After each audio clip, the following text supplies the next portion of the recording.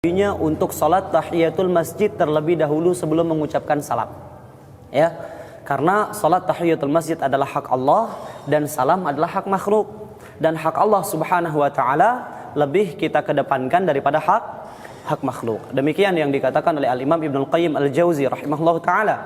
Kemudian beliau membawakan dalil hadis orang yang sholatnya buruk, yaitu ketika Nabi bermajelis bersama sahabatnya, ada seseorang laki-laki yang datang, lantas dia sholat.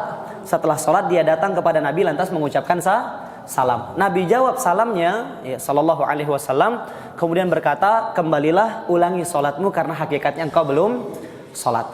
Nabi mengingkari kekeliruan orang tersebut dalam sholat, mana sebelum ia salam kepada Nabi, dia terlebih dahulu sholat. Kalau seandainya salam yang harus dikedepankan, maka Nabi pasti akan membenarkan, ya. Seharusnya kalau engkau datang, kamu ucapkan salam terlebih dahulu, baru engkau salat. Ternyata Nabi tidak mengingkari.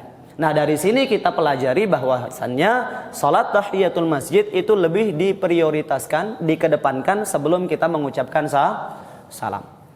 Tapi yang berikutnya jamaah sekalian, ketika khutbah Jumat, ketika kita mendengarkan khutbah, kita diperintahkan untuk insat, untuk menyimak dan tidak boleh berkata, bahkan menegur saja itu tidak boleh. Nah, apa yang harus kita lakukan?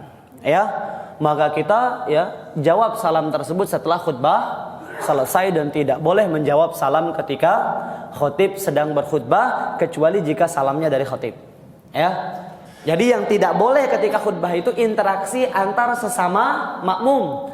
Adapun interaksi kepada Nabi SAW dan meminta, wahai Rasulullah, mohonlah kepada Allah Subhanahu wa ta'ala untuk menurunkan kepada kami hujan ketika Nabi berkhutbah, dan Nabi tidak mengingkari hal tersebut. Justru Nabi SAW mengangkat tangan beliau SAW lantas berdoa, hujan pun turun.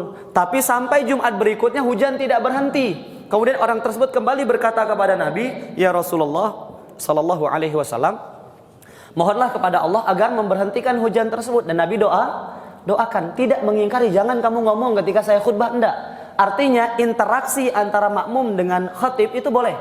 Yang tidak boleh adalah interaksi sesama makmum. Demikian pula yang terjadi di zamannya Umar bin Khattab. Ketika Utsman datang radhiyallahu taala anhu, ketika Umar sedang di atas mimbar, dan Utsman datang dalam keadaan tidak tampak bahwasanya beliau sudah mandi. Ditanya oleh Umar, kenapa? Utsman menjawab. Artinya terjadi interaksi antara khatib dan khatib untuk ikut bersalawat gitu loh jamaah sekalian. Karena itu interaksi antara makmum dan khatib, dan itu diperbolehkan. Yang ana maksudkan di sini, ketika sesama makmum ada yang mengucapkan salam atau bahkan mengajak salaman. Kalau ajak salaman, antum salami dia dengan tangan antum, tapi jangan sampai antum menjawab salam. Nanti salamnya antum jawab ketika apa?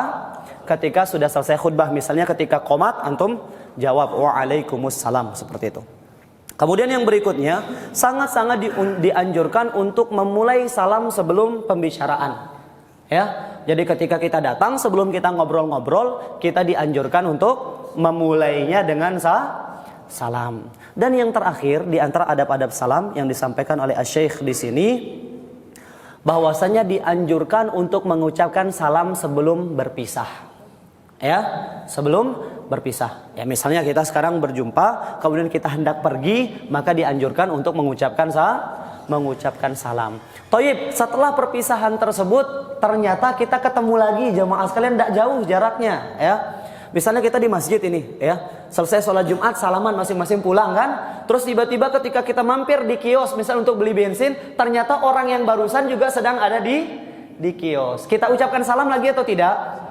Kita ucapkan. Jangankan perpisahan yang sudah begitu jamaah sekalian, dihalangi dari saudara kita tersebut dengan tembok saja. Kita jalan, kemudian ditutup oleh tembok, ketemu lagi, disunahkan lagi untuk mengucapkan salam. Apalagi jika ada jeda yang lumayan lama.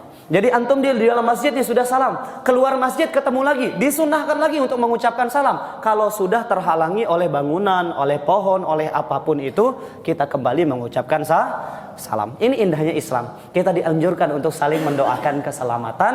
Semoga Allah Subhanahu wa ta'ala menjadikan kita orang-orang yang senantiasa mengikuti petunjuk dan sunnah Nabi SAW. Karena demi Allah jamaah sekalian, hidup kita akan terasa sangat-sangat indah, ya, sangat-sangat harmonis ketika kita menjalankan sunnah Nabi SAW. Demikian adab-adab salam. Insyaallah kita akan lanjutkan dengan adabul isti'dzan, adab meminta izin di pertemuan yang akan